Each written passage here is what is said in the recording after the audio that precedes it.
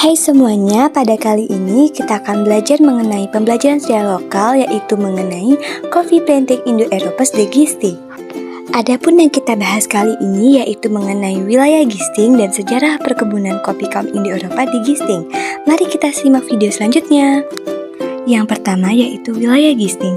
Gisting merupakan suatu kawasan di lereng Gunung Tanggamus yang memiliki udara segar dan lahan yang cocok untuk dikelola sebagai tempat pertanian ataupun perkebunan.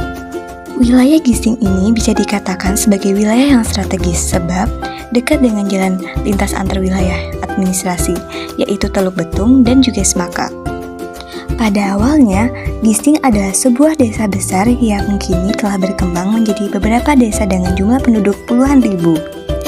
Gisting sendiri merupakan wilayah percobaan kolonisasi pada tahun 1926.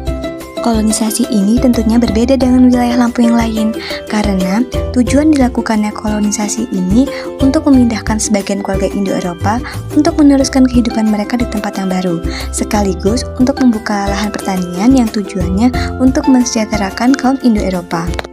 Bermula dari kalangan orang-orang Indo-Eropa yang mempunyai suatu perkumpulan bernama Indo-European Sverbond yang tujuannya untuk menghasilkan pertanian untuk kelas Indo-Eropa. Sebelumnya perlu kita ketahui, Indo-European Sverbond ini merupakan sebuah organisasi massa dan politik yang mempertemukan orang-orang India, khususnya kaum muda di Indonesia pada masa Hindia Belanda. Organisasi ini didirikan pada tahun 1919 oleh Karel Zalberg dengan tujuan awal mewakili kepentingan orang India yang pada saat itu memiliki posisi sosial yang lebih mendesak dari penduduk lokal atau pribumi. Mereka ditempatkan di kantor-kantor pemerintah untuk menjadi pegawai negeri. Selanjutnya, kita akan membahas mengenai sejarah perkebunan kopi kaum Indo-Eropa di Gisting. Pada awalnya, sejarah perkebunan kopi di Gisting ini diawali ketika orang-orang Indo-Eropa memiliki sebuah perkumpulan yang bernama Indo-European Sverbond, atau yang lebih kita kenal dengan IEV. IEV ini bertujuan untuk menciptakan pertanian bagi kelas Indo. Maka pemerintah Hindia Belanda kemudian memberikan kewenangan kepada IEV dengan membagi plot dan memberikannya kepada orang-orang yang telah berhasil memenuhi persyaratan yang untuk kemudian mereka menerima hak sewa yang sebelumnya telah dijanjikan. Guna mewujudkan cita-citanya, mereka membuka lahan perkebunan kopi yang dimulai pada tahun 1926 dengan luas tanah sebesar 3.600 lahan hutan. Nah, ini dia merupakan gambaran kondisi lahan perkebunan kopi di Gisting pada tahun 1926. Pada awalnya, perkebunan yang akan dijadikan lahan pertanian kopi ini masih berupa hutan belantara. Kemudian, orang-orang Indo-Eropa melakukan penebangan pohon dan juga pembakaran, sehingga lahan tersebut dapat digunakan untuk membuka perkebunan kopi. Dapat terlihat pada saat itu kondisi perkebunan kopi memiliki jarak satu pohon dengan pohon yang lainnya. Hal tersebut dikarenakan kaum Indo-Eropa sangat memperhatikan jarak antar tanaman, supaya tanaman kopi mendapatkan cahaya matahari yang cukup. Dengan begitu, diharapkan hasil yang didapat akan memuaskan. Wilayah Gisting sendiri memiliki udara yang sangat sejuk dan juga tanah yang sangat subur, sehingga sangat cocok dijadikan sebagai lahan perkebunan seperti perkebunan kopi saat ini. Dalam mengembangkan perkebunannya, para kaum Indo-Eropa sangat serius dengan proyeknya, di mana dalam menjalankan usahanya mereka juga turut dibantu oleh kaum pribumi. Beberapa tanaman yang ditanam pada saat itu, kopi cenderung menjadi perkebunan utama yang sangat diusahakan dan dimaksimalkan hasilnya, sebab harga kopi pada saat itu terbilang cukup mahal.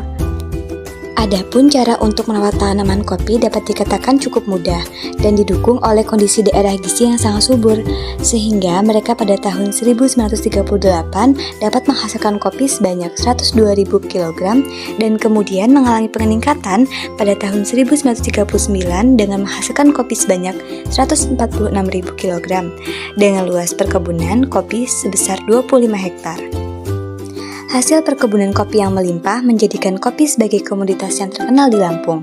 Bahkan daerah Lampung menjadi daerah pengekspor kopi terbesar di Indonesia, yaitu mencapai 70% dari keseluruhan ekspor kopi di seluruh Indonesia. Perlu diketahui bahwa pertanian yang dilakukan pertama kali yaitu penanaman kopi Robusta. Pada saat itu orang-orang Jawa bekerja dengan menanam kopi dan sistem pekerjaannya digaji, bukan seperti sistem tanam paksa. Saat itu Gisting berhasil dalam mengelola perkebunan kopinya, sehingga para petani mengalami kemakmuran dan tingkat taraf hidupnya menjadi lebih baik. Perkebunan pada waktu itu bisa dikatakan berhasil, di mana disertai pembangunan infrastruktur, salah satunya yaitu dam.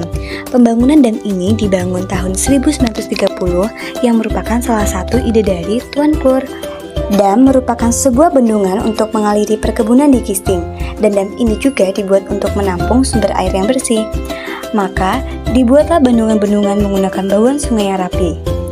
Sekian video pembelajaran ini, semoga dapat bermanfaat.